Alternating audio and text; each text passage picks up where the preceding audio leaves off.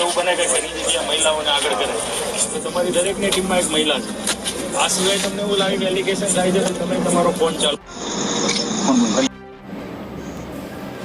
ભચાઉના શિકારપુર નજીક થોડા સમય અગાઉ હત્યાનો બનાવ બની ચૂક્યો છે, જેમાં કેટલાક આરોપીઓ જેલમાં છે. તેવામાં ગુનાહિત પ્રવૃત્તિ એટલે તે માટે પોલીસ દ્વારા સર્ચ કરવામાં આવ્યું હતું. ભચાઉ તાલુકા શિકારપુર અને આસપાસના વિસ્તારમાં શરીર સંબંધી ગુનાઓનું પ્રમાણ નોંધપાત્ર રહેતા પોલીસે ગુનાહિત પ્રવૃત્તિ અટકાવવા ખાસ નાઇટ કોમ્પિંગ હાથ ધર્યું હતું.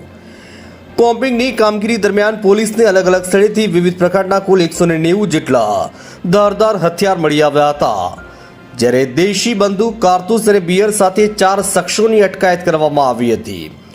ગુનામાં સામેલ ઈસમો સામે પોલીસે કાયદેસરની કાર્યવાહી હાથ ધરી હતી.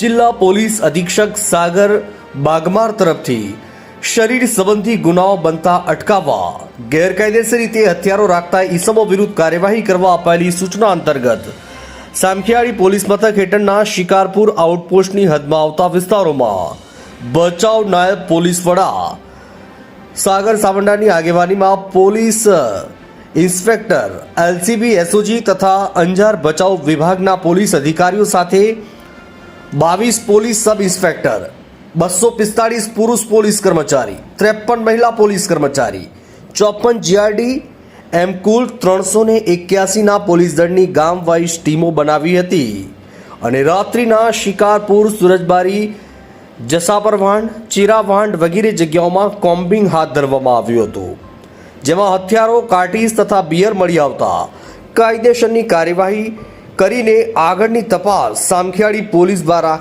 કરવામાં આવી રહી છે.